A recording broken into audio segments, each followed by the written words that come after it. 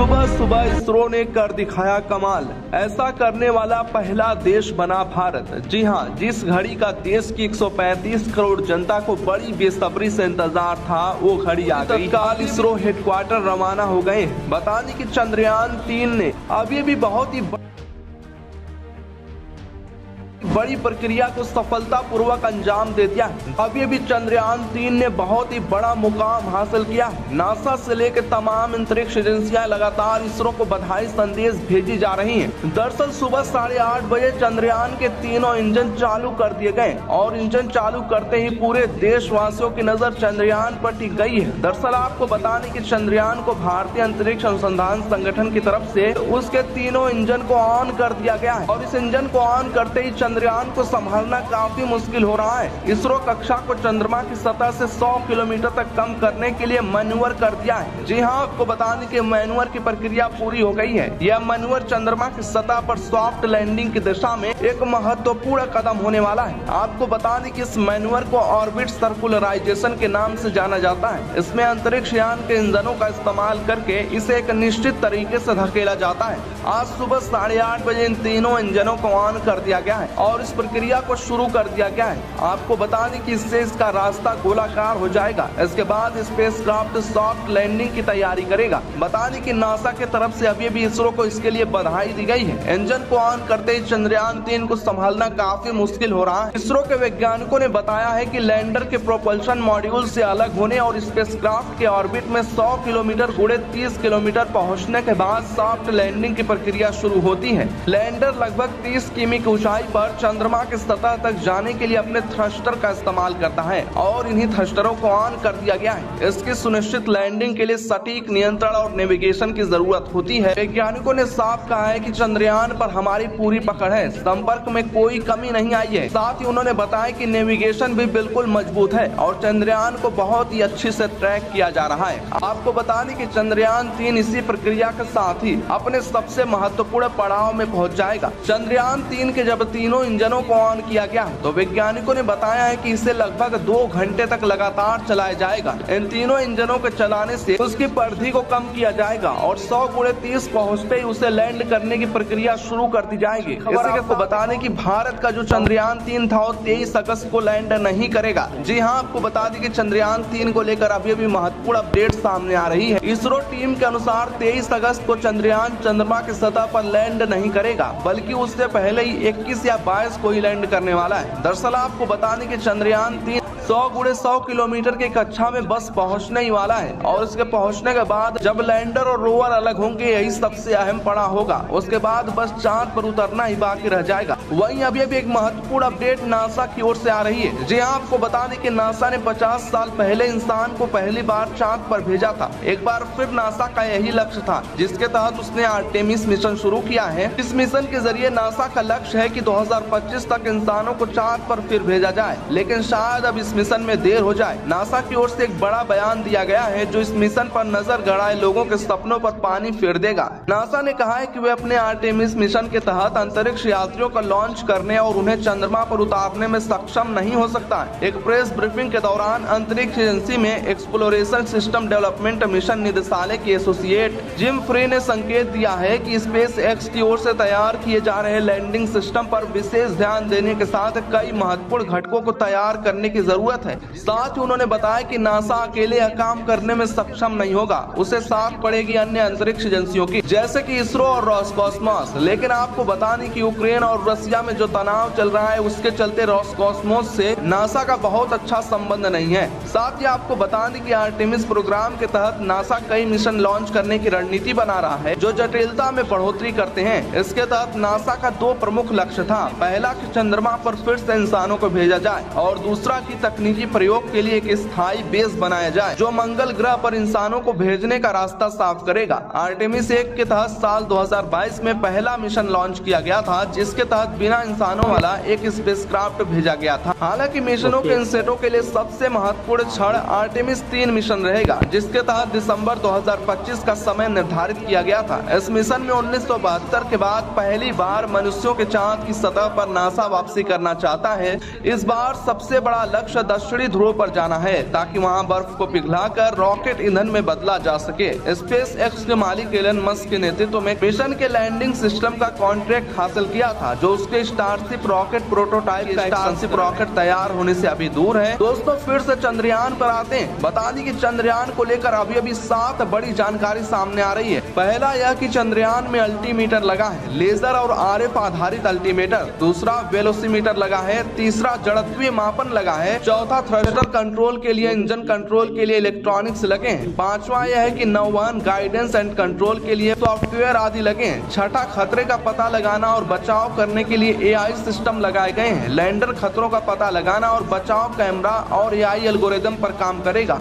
सातवां, landing leg system बनाया गया है, जिससे चंद्रमा की सतह पर आसानी से चांद उतर सके। वहीं अभी बड़ी खबर लूना 25 को भी लेकर आ रही है। जी हां, आपको बता दें कि लूना 25 इस समय कहां चल रहा है, इसको लेकर बड़ी अपडेट सामने आ रही है। लूना 25 को लेकर वैज्ञानिकों ने काफी सीक्रेट रखा है। रसिया कोई भी इंफॉर्मेशन बाहर नहीं आने दे रहा है, लेकिन आपको बता दें कि इसरो ने ऐसा बिल्कुल नहीं किया है। जो अभी हो रहा है, इसको तो पता होगा चंद्रयान 3 कहाँ है, लेकिन बता दें कि रसिया इस समय इन मिशन को काफी ज्यादा सीक्रेट रहा है। लेकिन लूना 25 को लेकर अभी बड़ी जानकारी सामने आ रही है। दरअसल आपको बता दें कि लूना 25 आज यानी 16 अगस्त को चांद की ऑर्बिट में प्रवेश कर सकता है। जी हां, आपको बता दें कि लूना 25 को लेकर बड़ी खबर आ गई है। आज यानी 16 अगस्त को चांद की ऑर्बिट में प्रवेश कर सकता है। अब चलिए चंद्रयान 3 की आगे की प्रक्रिया को समझते हैं। प्रोपल्शन मॉड्यूल द्वारा चंद्रमा की कक्षा में पहुंचाया जाएगा।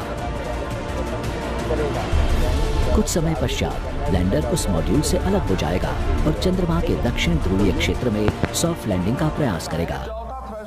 यह क्षेत्र विशेष आकर्षण रखता है, क्योंकि इसमें हमेशा छाया में रहने वाले क्रेटर हैं, जिसमें खनिज हो सकते हैं। चंद्रयान 3 लैंडर में 4 वैज्ञानिक उपकरण या पेलोड है, जिनमें से एक चंद्रमा के भूकंपों का अध्ययन करेगा, जबकि दूसरा इस बात का अध्ययन करेगा कि चंद्रमा की सतह पर ऊष्मा किस प्रकार प्रवाहित होती है।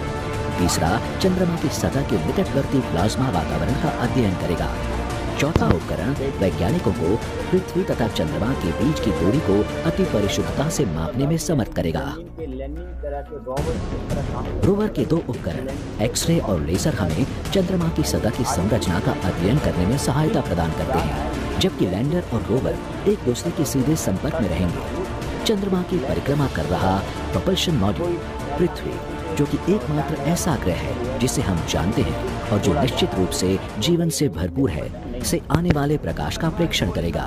यह अवलोकन सूर्य के अलावा अन्य तारों की परिक्रमा करने वाले सुदूर ग्रहों की प्रकृति को समझने में सहायता करेगा।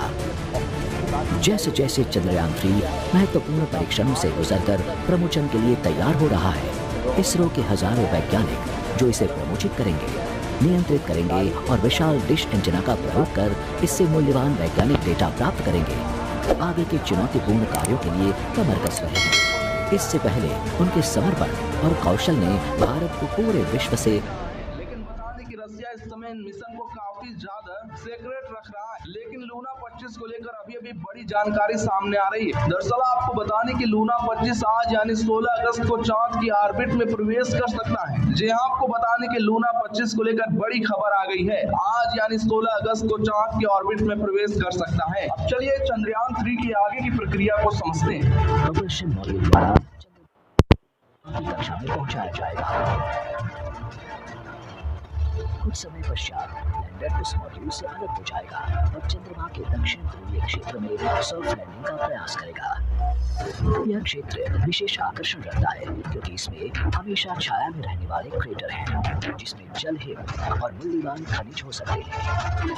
चंद्रयान 3 लैंडर में 4 वैज्ञानिक उपकरण या पेलोड हैं, जिनमें से एक चंद्रमा के भूकंपों का अध्ययन करेगा, जबकि दूसरा इस बात का अध्ययन करेगा कि चंद्रमा की सतह पर ऊष्मा किस प्रकार प्रवाहित होती है।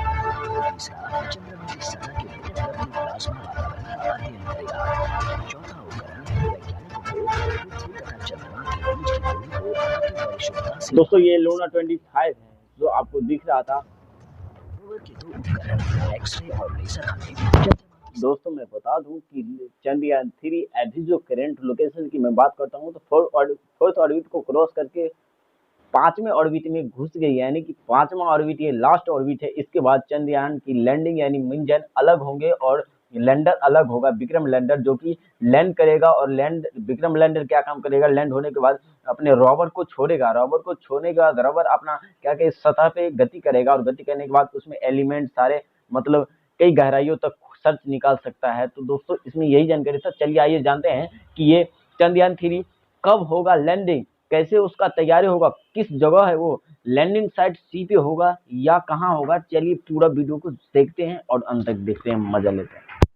ताकि संरचना का अध्ययन करने में सहायता प्रदान करते हैं, जबकि लैंडर और रोवर एक दूसरे के सीधे संपर्क में रहेंगे।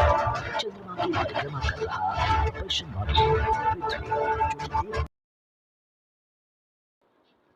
चंद्रयान 3 मात्र 150 किलोमीटर की दूरी पर बची हुई है, यानी कि 150 किलोमीटर की दूरी पे इंजन फेल भी हो जाए फिर भी चंद्रमा पे चंद्रयान 3 आराम से लैंडिंग कर पाएगी और हमारा मकसद पूरा हो पाएगा। यानी कि भारतीय वैज्ञानिकों ने कुछ ऐसे इंजन में लगाए जैसे रोवर। रोवर क्या काम करने वाला है, वहाँ में जितने भी एलिमेंट है जैसे मिट्टी की पूरा जांच करना, वहाँ क्या क्या मौजूद है, तो रोवर उस काम को करेगा। और उस चंद्रयान 3 में एक डिवाइस है जिसका नाम है विक्रम लैंडर, जो कि रोवर को क्या करेगा, छोड़ने का काम करेगा और फिर उसे क्या करेगा, कैच करने का काम करेगा। लेकिन रोवर क्या काम करेगा, वो सर्च करने का काम करेगा। वहां पे पानी, ऑक्सीजन, जितने एलिमेंट है सब खोज निकालेंगे और इनको कुछ टाइम भी लग सकता है, 2-3 दिनों का।